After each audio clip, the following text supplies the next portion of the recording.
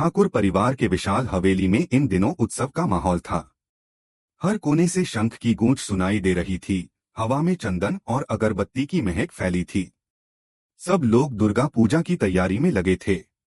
घर की मुखिया दुर्गा देवी, जिन्हें पूरा गांव मां कहकर सम्मान देता था, पूरे आयोजन की व्यवस्था देख रही थीं। उनकी आंखों में भक्ति थी, दिल में सादगी। लेकिन उसी घर के एक कोने में कोई और ही खेल खेला जा रहा था। एक ऐसा खेल जिसमें प्यार की जगह जलन थी और सम्मान की जगह साजिश। इस साजिश की सूत्रधार थी ठाकुर जी, जो इस घर की बड़ी बहू और दुर्गा देवी की भाभी थीं। कभी ठाकुर जी इस घर की मालकिन मानी जाती थीं। उनकी हर बात अंतिम होती थी। लेकिन अब हालात बदल चुके थे, क्योंकि इस घर में आ चुकी थी अहाना, नई छोटी बहू, जो मासूम होने के साथ साथ बेहद समझदार और निर्भीक थी। अहाना का एक ही मंत्र था, गलत के सामने चुप रहना भी गुनाह है। वो किसी से डरती नहीं थी, चाहे वो परिवार का बड़ा ही क्यों न हो। यही हिम्मत अब उसके लिए मुसीबत बन चुकी थी। दुर्गा देवी को अहाना में अपनी जवानी की झलक दिखती थी। जिस तरह कभी उन्होंने अपने पति की मृत्यु के बाद पूरा घर अकेले संभाला था, वैसे ही अब अहाना भी हर मुश्किल में डटी रहती थी। दुर्गा देवी को अहाना पर गर्व था, लेकिन ठाकुर जी को वही अहाना एक कांटे की तरह चुभ रही थी। ठाकुर जी के मन में जलन, अहंकार और डर एक साथ पल रहे थे। उन्हें लगता था कि अहाना के रहते वो इस घर की मालकिन कभी नहीं बन पाएंगी। वो चाहती थीं कि दुर्गा देवी फिर से उनके इशारों पर चलें, जैसे पहले चलती थीं। पर अब समय बदल गया था। दुर्गा देवी अब अहाना की बात को महत्व देती थीं, और यही बात ठाकुर जी को सबसे ज्यादा असहनीय थी। उन्होंने मन ही मन कसम खा ली, इस अहाना को मैं इस घर से निकाल कर रहूंगी। और उस कसम को सच करने के लिए उन्होंने रची एक गंदी साजिश। ठाकुर जी ने अपने पुराने साथी श्यामल को बुलाया, एक बदनाम आदमी जो पैसों के लिए कुछ भी कर सकता था। उसने ठाकुर जी के पैर छुए और बोला, आदेश करें मालकिन, क्या करना है। ठाकुर जी ने धीमी आवाज में कहा, विसर्जन के दिन सबको भांग दी जाएगी, पर तू ध्यान रखना, बाकी औरतों को थोड़ा देना, लेकिन अहाना को इतना पिला देना कि उसे होश न रहे। फिर तू उसके पास जाएगा और मैं सबके सामने चिल्लाऊंगी, देखो कैसी निकली ये हमारी छोटी बहू। बस उसी पल उसकी इज्जत खत्म हो जाएगी और मैं उसे इस घर से बाहर निकाल दूंगी। श्यामल ने होठों पर कुटिल मुस्कान लाते हुए कहा, आप बस देखते जाइए ठाकुर जी, आपका खेल आज ऐसा चलेगा कि सब दंग रह जाएंगे। ठाकुर जी की आंखों में चमक थी, वो चमक जो किसी के बर्बाद होने से आती है। लेकिन हर साजिश के बीच कुछ दिल ऐसे भी होते हैं जो अब भी सच के लिए धड़कते हैं। इस घर की दूसरी बहू मंजरी भी उन्हीं में से थी। मंजरी ठाकुर जी के बेटे पोल्टू की पत्नी थी। पोल्टू जो शराबी और गुस्सैल था, हर बात पर मंजरी पर हाथ उठाता था। वो उसकी आत्मा तोड़ देना चाहता था, लेकिन मंजरी ने अब तक सब कुछ सहा, सिर्फ घर की इज्जत के लिए। अहाना के आने के बाद मंजरी के भीतर भी हिम्मत जागी। अब वो डरती नहीं थी। उसने पोल्टू के सामने साफ शब्दों में कहा, अगर तुम तलाक दोगे तो भी मैं यह घर नहीं छोड़ूंगी, क्योंकि यह मेरा भी घर है। और अगर तुमने दुर्गा माँ की कसम खाई है तो अब अपनी करनी का फल भुगतोगे। अहाना ने मंजरी को गले लगाकर कहा, अब कोई भी औरत इस घर में चुप नहीं रहेगी। सच बोलने से डरने की जरूरत नहीं। ठाकुर जी ये सब देख रही थीं। उनकी आंखों में नफरत और जलन बढ़ती जा रही थी।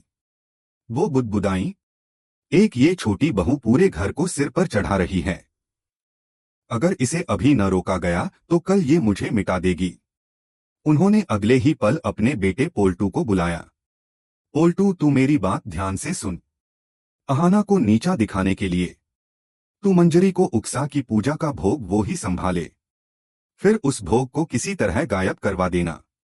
इल्जाम अहाना पर आएगा और इस घर के लोग उसी वक्त उससे मुंह मोड़ लेंगे। पोल्टू ने ठहाका लगाया, माँ, आपकी साजिश में दम है।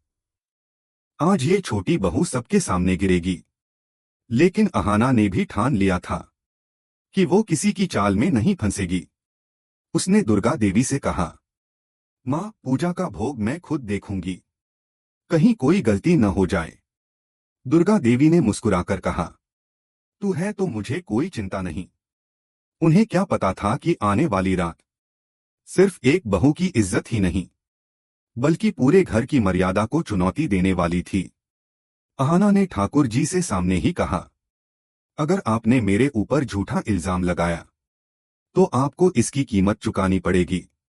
सच हमेशा उजागर होता है, बस वक्त उसका साथी होना चाहिए। ठाकुर जी ने उसकी बात पर ठंडी हंसी हंसी। देखते हैं अहाना, तेरे सच की उम्र कितनी है। अब साजिश की बुनियाद रखी जा चुकी थी। विसर्जन का दिन आने वाला था। ढाक की आवाज गूंज रही थी, पर उस गूंज में छिपा था एक तूफान जो अहाना की जिंदगी को हिला देने वाला था। सुबह का सूरज ठाकुर हवेली के आंगन में सुनहरी किरणें बिखेर रहा था। पूरे घर में उत्सव का माहौल था। दुर्गा मां की प्रतिमा के सामने सुगंधित फूलों की वर्षा हो रही थी। महिलाएं आरती की थाली लेकर भक्ति में झूम रही थीं और पुरुषों की टोली विसर्जन की तैयारी में लगी थी। हर कोई खुश दिख रहा था, लेकिन इस चमक के पीछे ठाकुर जी की आंखों में साजिश की धुंध छाई हुई थी। उनका दिमाग एक एक पल अहाना को बर्बाद करने की योजना पर टिका था। वो बार बार मन ही मन कहती, आज इस घर की मर्यादा तो टूटेगी, पर टूटेगी उसी के सिर पर जिसने इसे बचाने की कोशिश की थी। इधर अहाना अपने पूरे दिल से पूजा में लगी थी। उसके चेहरे पर भक्ति की चमक थी। वो सोच भी नहीं सकती थी कि इसी घर के अंदर कोई उसके खिलाफ ऐसी चाल चल रहा है। वो सबके लिए मिठाई बांटते हुए बोली, मां ने कहा था, जब मन में प्रेम हो तो पूजा सफल होती है। दुर्गा देवी उसकी बात सुनकर मुस्कुराईं। तू सच में इस घर की लक्ष्मी है, अहाना। लेकिन ठाकुर जी को ये बातें सिरके में नमक जैसी लगी। उनका चेहरा मुस्कुराहट के पीछे छिपे हर से भरा हुआ था। उन्होंने अपने इशारे पर श्यामल को इधर उधर घूमते देखा। वो भीड़ में धीरे धीरे कदम बढ़ाता हुआ भोग के पास पहुंच गया, जहां भांग और ठंडाई के गिलास रखे थे। श्यामल ने एक गिलास उठाया और उसमें चुपचाप अपनी जेब से एक सफेद पाउडर मिलाया, वही दवा जो होश उड़ा देती है। तभी उसी वक्त गलियारे में दुर्गा देवी चलती आ रही थीं। उनके हाथ में प्रसाद की थाली थी। वो हर कमरे में जा जाकर आशीर्वाद दे रही थीं। जब वो अहाना के कमरे के पास पहुंची तो देखा कि दरवाजा आधा खुला है और भीतर हल्की रोशनी है। उन्होंने पुकारा, अहाना बेटा, पूजा का प्रसाद ले ले। कोई जवाब नहीं आया। उन्होंने फिर पुकारा, आवाज में हल्की चिंता थी। अब कुछ अजीब लगा, जैसे भीतर कुछ गड़बड़ हो। उन्होंने दरवाजा जोर से खोला। जो दृश्य सामने था उसने दुर्गा देवी की आत्मा को हिला दिया। कमरे में अहाना जमीन पर पड़ी थी, बाल बिखरे हुए, चेहरा पीला और शरीर निढाल। और सामने खड़ा था श्यामल। उसके हाथ कांप रहे थे और आंखें डर से फैल गई थीं। दुर्गा देवी की आवाज गूंजी, ये क्या हो रहा है यहाँ? श्यामल ने भागने की कोशिश की, लेकिन दुर्गा देवी ने उसका रास्ता रोक लिया।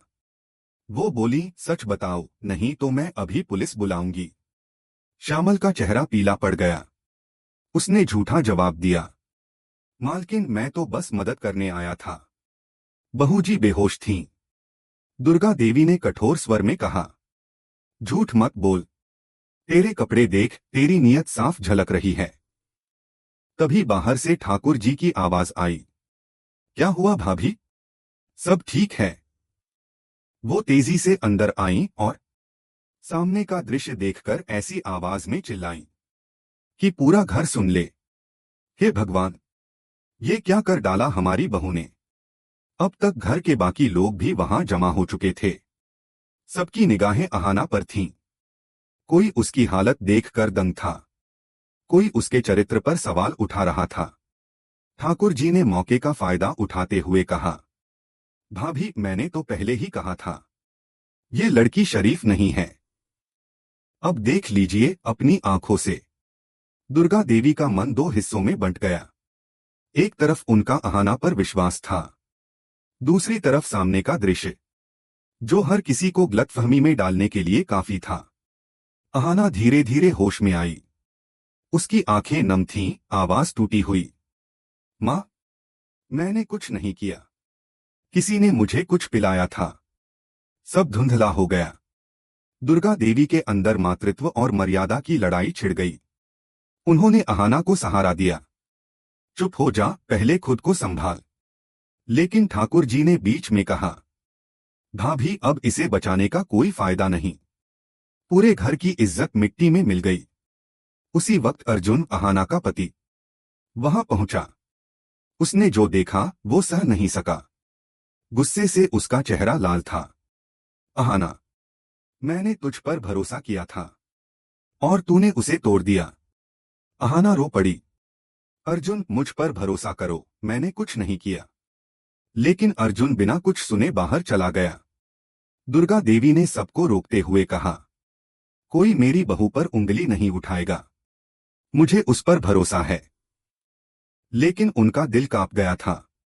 कहीं न कहीं एक छोटा सा शक मन में बैठ चुका था। अहाना की आंखों में सिर्फ एक सवाल था, क्या सच इतना कमजोर होता है कि एक झूठ से मिट जाए? वो रात उसके लिए सबसे लंबी थी। वो रोई नहीं, बस चुपचाप आसमान की ओर देखती रही, जैसे अपने भगवान से जवाब मांग रही हो।